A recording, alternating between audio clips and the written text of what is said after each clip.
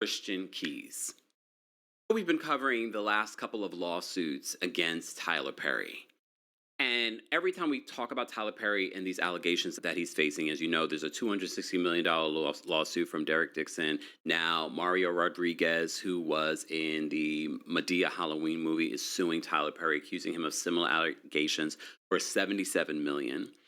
Those two lawsuits are being represented by the same attorney. Sidebar, did you guys realize that the Will Smith lawsuit, which for those that have been wanting me to talk about this or cover this, the reason why I haven't talked about it is because based off the lawsuit, and then I even watched a video that Law and Crime did, based off the lawsuit, I'm like, okay, so what exactly are the allegations against Will?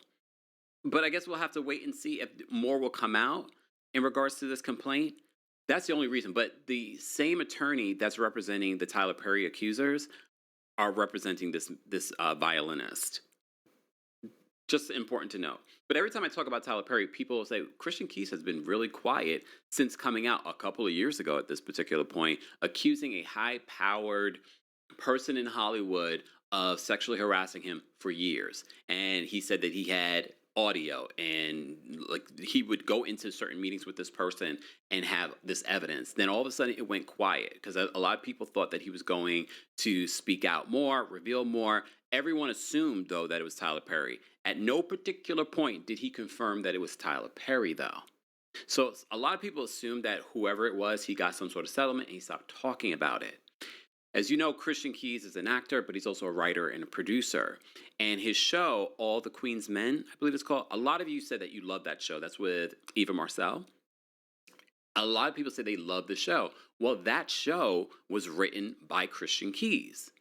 So now, yesterday, he dropped some tea that Tyler Perry, I guess when Tyler Perry took it over, he said things started to get weird, but then he also tried to take Christian Keys' credit away, which is an important thing to note because so many people always say Tyler Perry is such a great guy. You saw after the recent lawsuit, Fantasia came out and said he was a great guy. He did this for me. And now I'm starting to wonder if some of the things that Tyler Perry does that ends up getting the headlines, I wonder if some of that is intentional to distract. Because one of the things I've always said, because, you know, people criticize Tyler Perry for the quality of his writing and the wigs in his movies and things like that, and just the way things are edited. And I said, I wish that he, you know, the same way that he likes to invest in Black actors, I wish he would do the same when it comes to Black creators. That's important to note based off of what Christian Keys says. So let's take a look at what he said on his, I believe it was Instagram Live. Season 3 is when All the Queen's Men got weird and dudes start getting with dildos and all that weird shit. I'm not mad about not being there no more. Because, I mean, the studio tried to steal my Created by credit. So, like, they posted, even this week, you know, end of the year, la-da-da-da-da, and you post my show like that's your show. It's you putting the show out there, but you're also the same studio, Tyler Perry Studios, that removed my Created by credit, and I had to call a union to have them make you force TPS to put it back on there.